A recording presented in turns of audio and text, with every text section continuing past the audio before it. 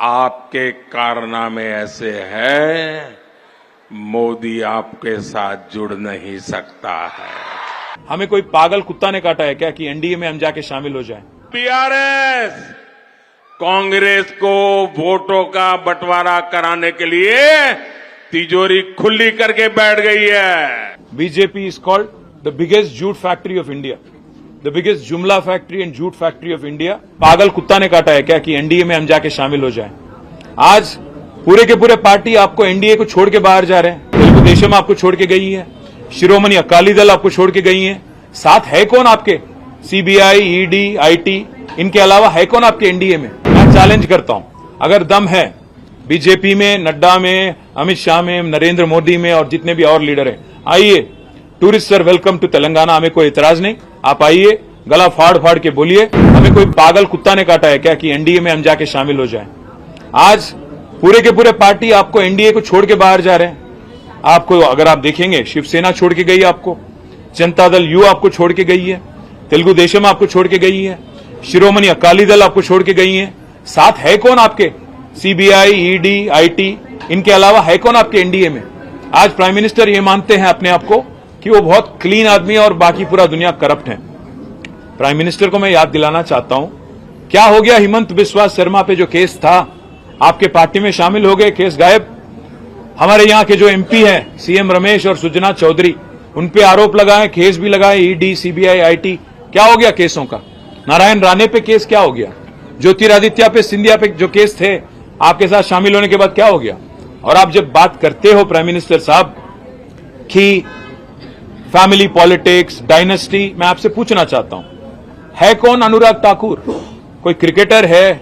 कोई बहुत बड़े कोच हैं? कौन है जय शाह? क्या आपने उनको बीसीसीआई के जनरल सेक्रेटरी बना दिया? आप जब बात करते हो प्रधानमंत्री जी, सोच के संभल के करना, क्योंकि केसीआर फाइटर है, वो चीटर के साथ काम नहीं करते। केसीआर जी कभी भी जिंदगी में आप जैसे लीडरों के साथ, आप जैसे पार्टियों के साथ कोई समझौता नहीं करेंगे। हम पूरे विश्वास के साथ ये कहते हैं, हम कोई दिल्ली के गुलाम नहीं है, हम गुजरात के गुलाम नहीं है, दिल्ली के गुलाम नहीं है।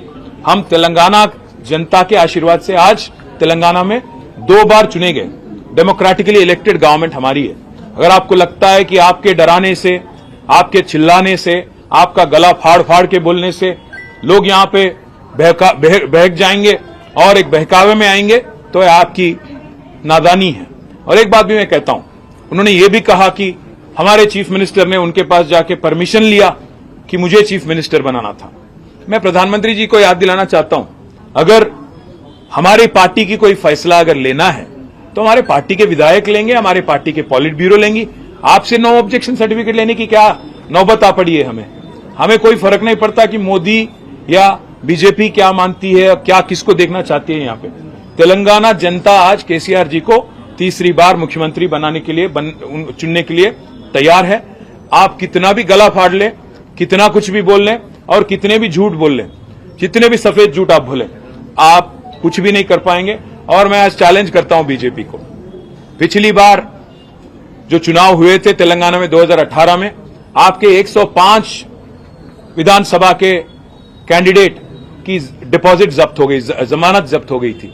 मैं चैलेंज करता हूं, अगर दम है बीजेपी में, नड्डा में, अमित शाह में, नरेंद्र मोदी में और जितने भी और लीडर हैं, आइए।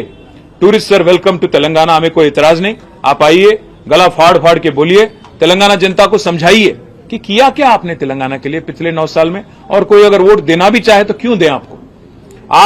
मैं चैलेंज करता हूं, पिछली बार 105 सीटों में आपकी जमानत जब्त हो गई थी, इस बार 110 सीटों में आपकी जमानत जब्त हो जाएगी और इस बार आपको एक भी एमपी आपको तेलंगाना से नहीं मिलेगा।